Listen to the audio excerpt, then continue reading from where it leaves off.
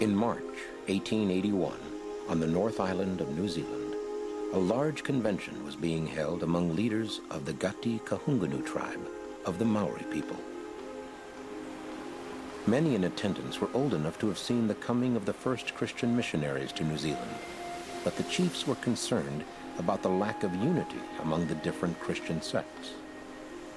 The question was raised, which of the churches is the church for the Maori race? After much discussion, the problem was brought before their wisest and most respected chief, the aged Paora Potangaroa. His answer was one word, Taiahoa, wait. The elderly chief then retired to his residence nearby. For 3 days he fasted, prayed, and meditated. When he returned, he addressed his people. My friends, he said, the church for the Maori people has not yet come among us. You will recognize it when it comes. Its missionaries will travel in pairs. They will come from the rising sun. They will visit with us in our homes.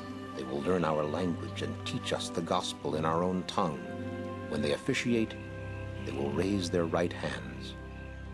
There's little question as to the authenticity of the prophecies made by Potangaroa.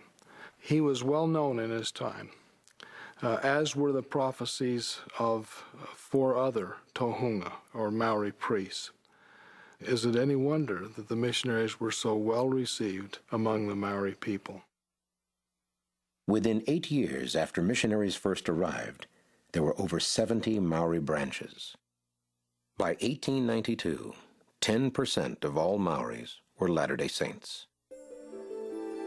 But the beginnings of the church in the Pacific came much earlier than that. In 1843, the prophet Joseph Smith called 4 elders on a mission to the Pacific Islands. Their leader was Addison Pratt, an experienced mariner from Boston. These 4 elders became the first missionaries in this dispensation to embark on a foreign language, foreign culture mission.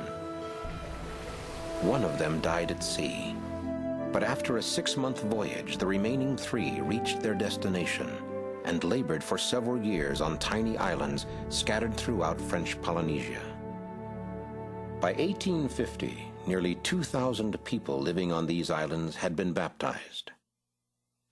With the success in French Polynesia, Brigham Young decided to call missionaries to other Pacific islands.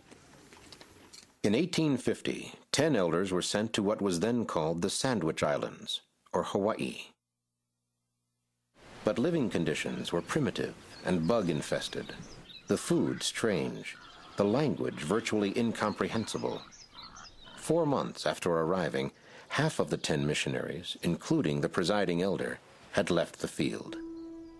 But the youngest, 23-year-old George Q. Cannon, fasted and prayed that he might endure and master the difficult Hawaiian language.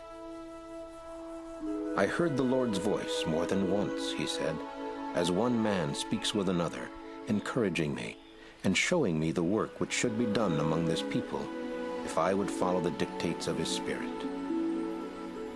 By the time Elder Cannon left 4 years later, 3,000 native Hawaiians had been baptized and 53 branches established.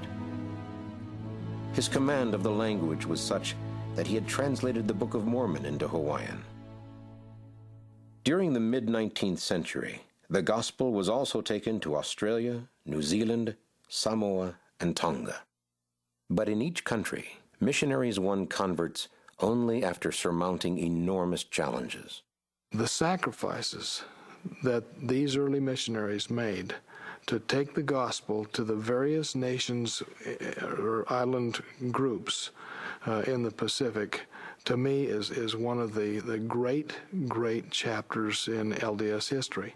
They literally almost starved to death in famines. They endured sicknesses of many kinds. The housing they lived in was often flea-infested. Through all of this, they grew to love the people more and more, and when they left those islands, they wept. October 11, 1915. We held our conference with the Haiku Eru branch. It was glorious. Almost all the saints were wiping away the tears, their big hearts brimming over with joy. The whole village came down to the shore to see us off and sang, "God be with you till we meet again." Many cried. I was sorry to leave. I had become so attached to the people. Ever since my first days as a missionary among the Polynesian people, I've had a deep love and appreciation for them. They seem to just have a genuine feel for the things of truth and for the things of God. They are people of faith and of love and true disciples of Christ.